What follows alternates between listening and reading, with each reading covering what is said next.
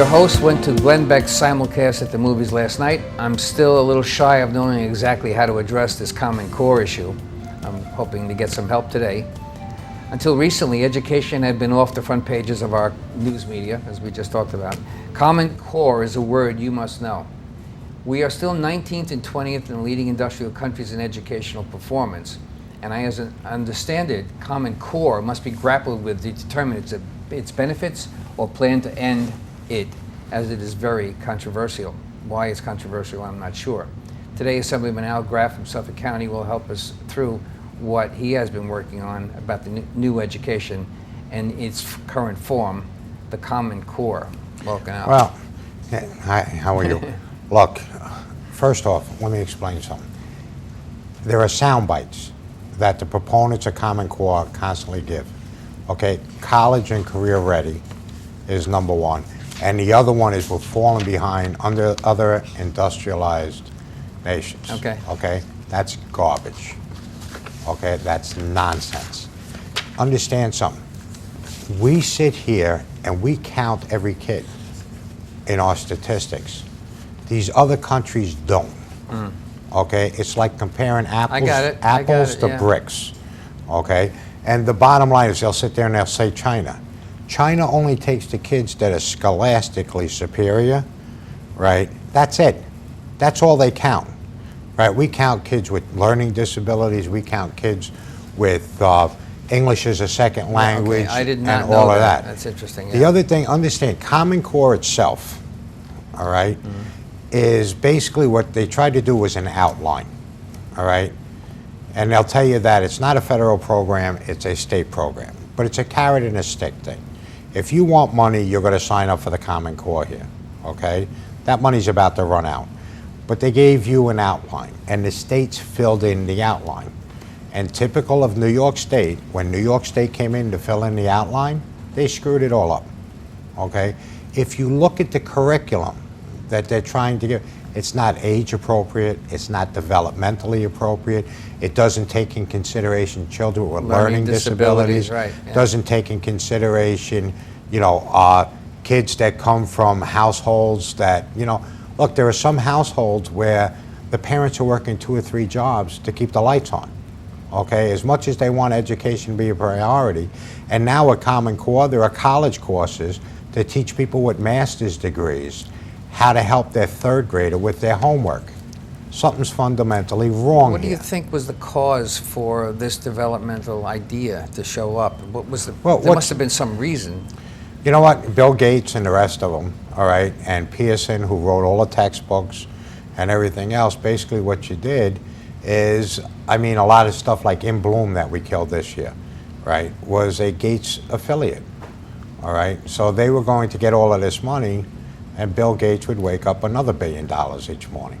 All right, the Pearson group writes the textbooks, right? And they were in competition with other people. Now you're going to go to them or their subsidiaries to get the information. Yeah. And if you looked at the curriculum they did, right, explain to me right now why a 1st grader has to point out ancient Mesopotamia on a map or a globe and discuss with me the contributions that ancient Mesopotamia has made on modern day civilization. There's 6.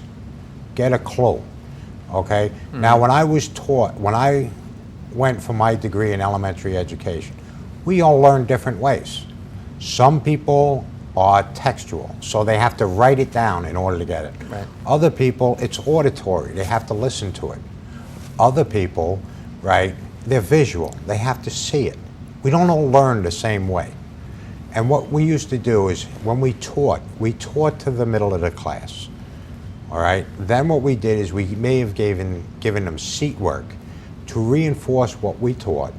We'd give the kids that were a little more advanced tougher work to do. Not to punish them, but to keep them engaged.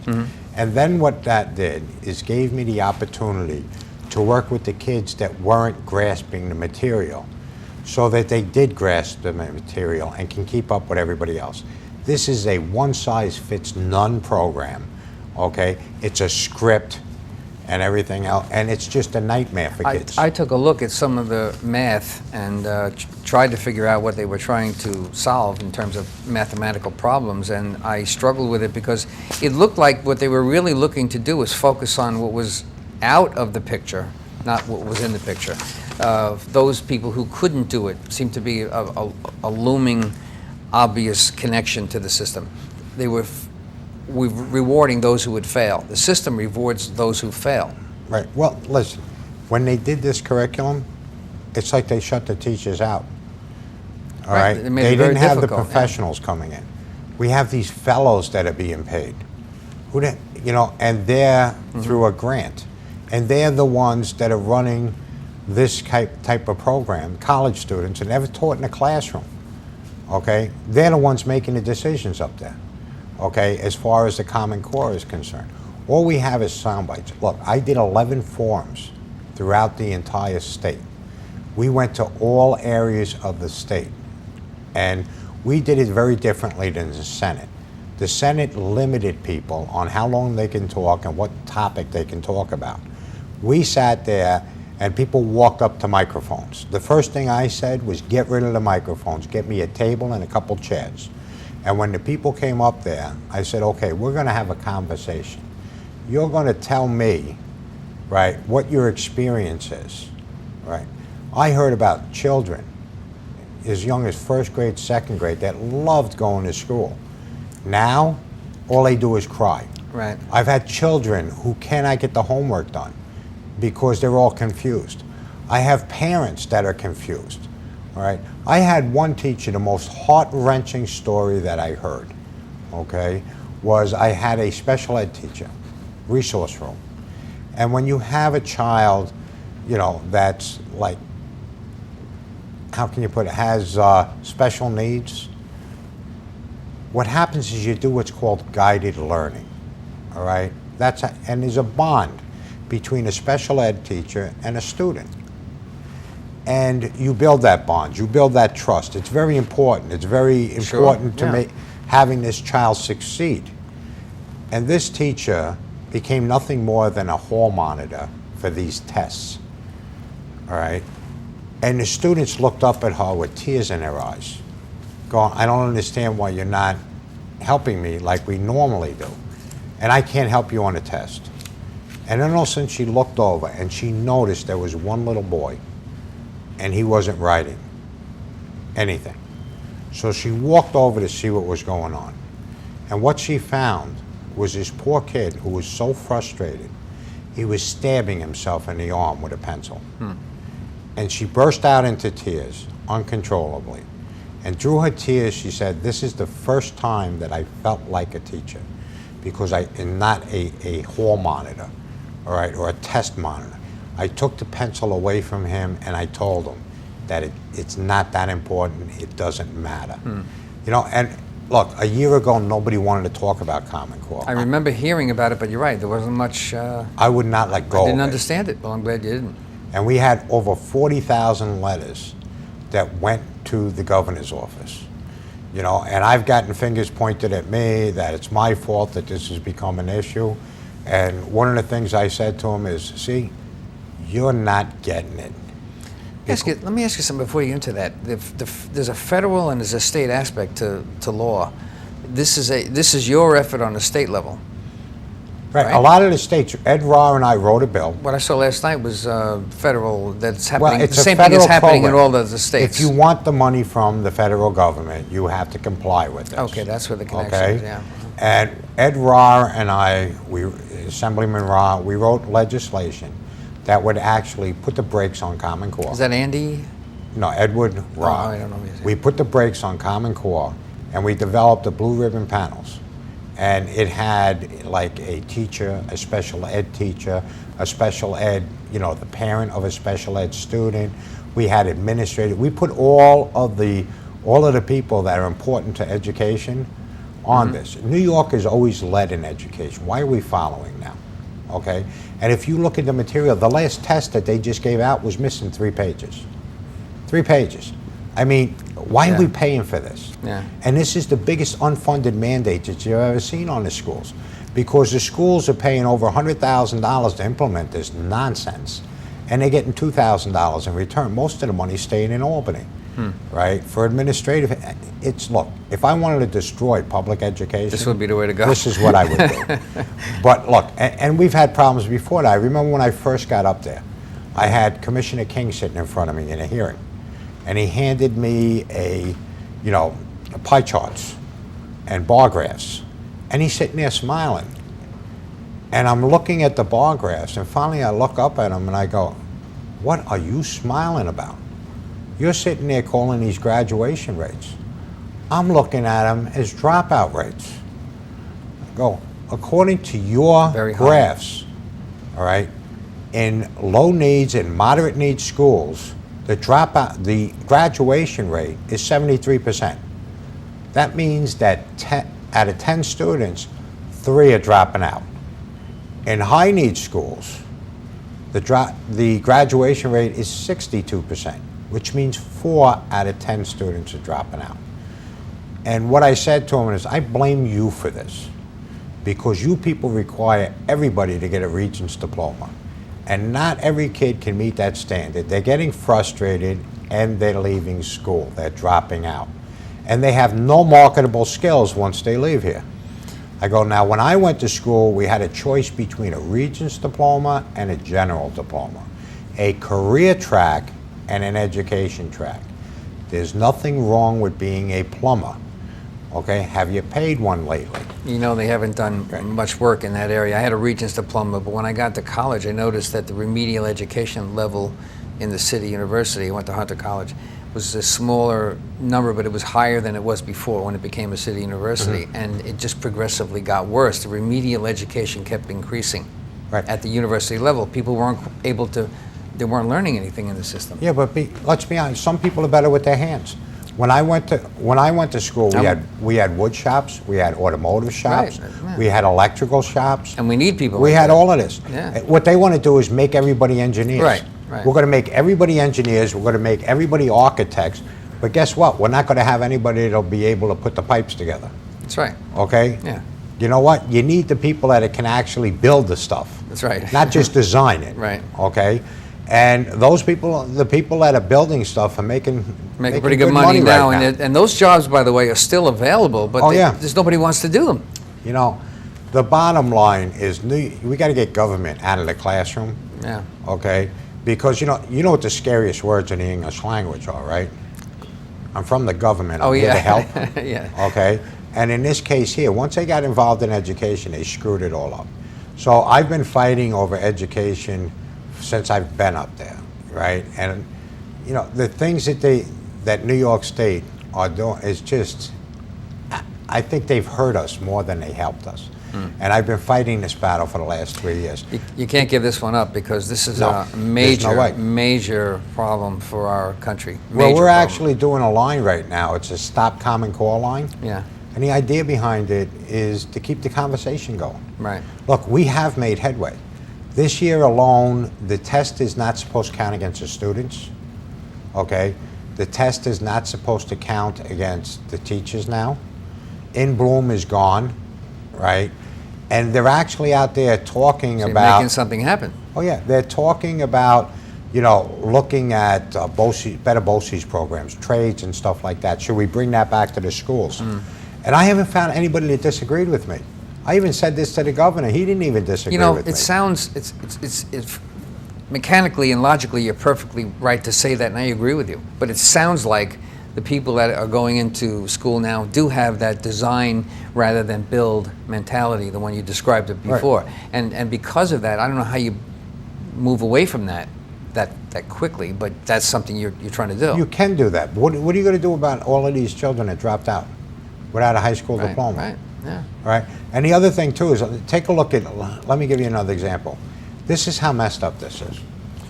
The Common Core, what they're trying to do here is, I will have a kid that is developmentally in first grade. Chronologically, he's in fifth grade. Okay? So they have him testing though he's developmentally in first grade, they're testing him on a 5th grade level, right? And we're going, listen, how do you expect him or her to do that? And they go, you know what, we have a solution. I go, okay, what is it? He goes, we're going to give him an hour more to take the test. Yeah. I go, you can give him now until hell freezes over. If he's developmentally in first grade, he's not going to be able to do 5th grade curriculum. That's why I tell you, this is a one-size-fits-none, okay? They're confusing kids. And you know what, and let's break it down. Let me step back a little bit. That's the ELAs that the state put out. So if you do the state program, and they call this the Common Core, it should be the uneven core. And this is why. Some school districts had the money to bring their teachers in during the summer. They developed their own curriculum, right, to fit within the rubric or the outline that the federal government had. They're very happy with their curriculum. It's homegrown, right? They're happy with how they're teaching it. It's a little too Right. local, though. Then what you have is there are other school districts that have taken the Common Core, ignored some, implemented some, modified some. So basically they made it their own program. You're going to have a potpourri now. And they're happy with it. Then you have other schools that have just adopted the state's Common Core version, which is a nightmare, okay? You're going to have uneven results. Right, so if you want everybody to be learning the same thing at Yeah, the same you're time, it's not happening. The other thing too is understand something. When my kids went to school, right, I would be able to say they didn't understand, there was problems they're having in an area of math or something like that that I wasn't able to help them with, okay? I would get them a tutor to help them to understand it if I couldn't teach it to them, all right? I had that resource to do this, right? So now, how do you expect, if you have a single parent or something like that, that's working 2 or 3 jobs, family or whatever, yeah, just to keep the lights on and the food on the table, do you think they have the resources to help pay for a tutor? So, all of these people, we're going to lessen the gap between the haves and the haves not. Really? Yeah, how's that going to happen? How are you going to do that? Yeah. Where are you going to lessen the gap there if I have resources at my disposal that the other person doesn't have at their disposal? You said it earlier, there's differences in people and their growth and their understanding and their learning ability, and they have to come from different places. They can't be treated as one. This collective mindset is really hurting this issue. Look, I remember I had a 5th grader who had a learning disability when I was teaching, and he couldn't do the 9 times table, all right? So I actually went up and I taught him how to do the 9 times table on his fingers. It was like I gave him the keys to the city. Right. Okay? It's amazing when that light shows up, isn't it? And it changes I mean, if you're a teacher, look, let me explain. Teaching is like an art. It's a craft, okay? But what you're doing is you're taking teachers and you expect them to be hall monitors. They're handing out dittos. They're collecting tests. They're actually telling them, teach 5 minutes of this, teach 10 minutes of this, give them a ditto. Teach another 5 minutes of this, give them a ditto. And they get a nice union pay raise at the end of the year, not teaching. Yeah, I can get a computer to do that and spit it out. That's what I'm saying, yeah. But the bottom line is, we're not doing a favor for our kids.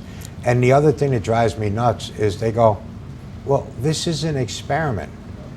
We won't know if this works for 10 years. Wait a minute. You want to use our children as guinea pigs? Yeah.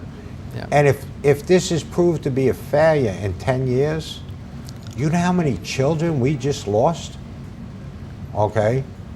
Right? Yeah, it's a very uneven way to look at things. I have to bring up one thing about a teaching method that doesn't seem to be visible anymore, and maybe it doesn't apply anymore, I don't know, but we used to memorize things. Back a long time ago, memorizing the times table, for instance, the capitals of the United States, whatever. And I found that although it doesn't seem to be totally functional to me anymore to memorize all that stuff, it's still up in my head. I don't know what the hell I'm going to do with it. It's not really doing anything there, right? But it did do one thing.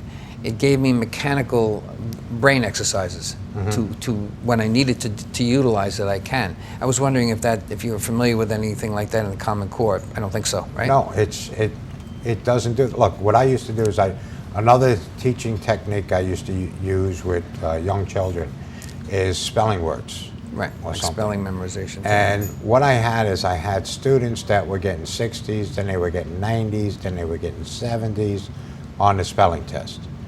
And what I used to do is I used to hand out an index card with all the spelling words, right, in the beginning of the week to each child.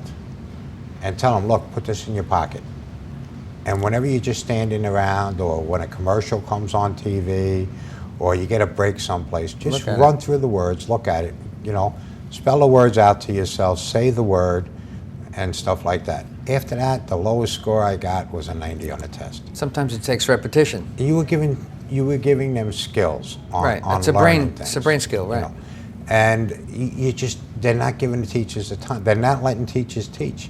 And you know what? My way of teaching, where I can get to the kids that didn't get it, you know, or there's alternative. Look, the way I learned, I went to Plattsburgh for my degree in education, and one of the things I was taught, all right, was that when I gave a test or I gave a quiz or something like that, you know what I wasn't testing my kids, right? I was testing me. I was trying to see if I got that material through to my students. And if I didn't get it through to them, I had to teach it another way. You know, I can explain a concept to you, right? Right. In a group of 10 people, right? 5 people may get the concept, right? But if you don't get the concept, I may have to explain it to you a different way. Right. Right? And all of a sudden that little light goes on. And there's nothing more rewarding Right. I know than when what you're talking about. Yep. teaching and a child cannot get a concept, okay? And all of a sudden you see that light turn on. You see it right.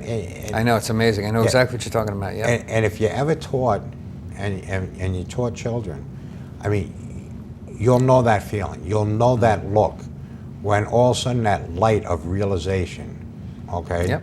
goes on. I was secondary ed, but I know what you're talking about. Yeah. Where it goes on, Right. and I get it. And the whole world opens up to them with that. And sometimes that opening, that emotional condition that occurs during that time, carries over to other ideas where their struggle may have been in some other area. Now they see the possibility, where Right. before they may not have seen the possibility.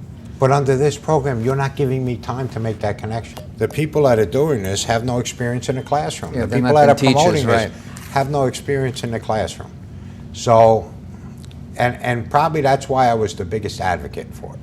I was the biggest advocate for it because I saw what this was doing to the kids. I saw what this was doing to the parents. What about the teachers? Because in this session we were looking at last night, listening to Glenn Beck's special, the teachers that were in the audience, some of them were upset because they felt like, why were they being attacked? Because they supported Common Core. Is it just that they're missing? A couple of them. Well, Most of them did not. go back again. It's the uncommon core. Go back to that again. Why would they support it unless they had... The teachers that may have supported may be in that school that wrote their own curriculum. Okay? They took the outline, they filled the outline in. Okay. They may be very... Part of our bill was to take a look at the curriculum that the schools themselves wrote, and instead of buying it from a company, find the best curriculum, right? Reimburse the schools for the money laid out in order to develop that curriculum and share it with the other schools. Sounds like a good idea. Okay? Yeah. But, you know, understand something. There are some people, there's a concept of Common Core, there's the implementation of Common Core, there's the curriculum of Common Core, and all the curriculum is different from what I've seen. Yeah. Okay, I can tell you what my experience is. What happened to one size fits all? Well, I mean, not that you Well, need that. that's the problem. That's the problem, yeah. It's supposed, they think it's a one size fits all, but it's a one size fits none. We got about 2 minutes and change left. I'd like to see if there's anything in your head and experience that could maybe help us move this idea forward, because I think this is probably more crucial than most other issues. I'll give it to you. It has moved forward. And everybody sits there and looks at me and says that I've been leading this charge. This isn't me. This is a mommy movement, okay? Throughout the entire state, mothers stood up and said, I will not let you abuse my children, okay? Yeah. And one thing, we've been pushing the governor and pushing the legislature and everything else. And they're not that bright. It takes a long time for them to learn, okay? And what they failed to learn is something that I learned a long time ago in my house, okay? And what I learned a long time ago in my house was if mommy's not happy, nobody's happy. Right. If daddy's not happy, who cares? Okay? So the bottom line, these are mothers. Yeah. You know, all I was a vessel in order for them to voice Well, you their had disapproval. more with it. impact than maybe you would have known, but Right. But this has been a mommy-led movement. Yeah. These are mothers that are stepping up. most of the people in the audience were women, but Right. also, yeah. And understand, a lot of these teachers, too, they're also mothers. Yeah, sure. You know, they have kids, too, and they're not happy with what's going on. Thank you very much, Al Graf. All I right. appreciate that. No, don't go anywhere yet. We're not leaving. Societal and political trends are rapidly breaking down the family that once was the cornerstone of our great American culture. At FIT, we know you cannot get the information on your own, so we'll see you again next week. Ciao.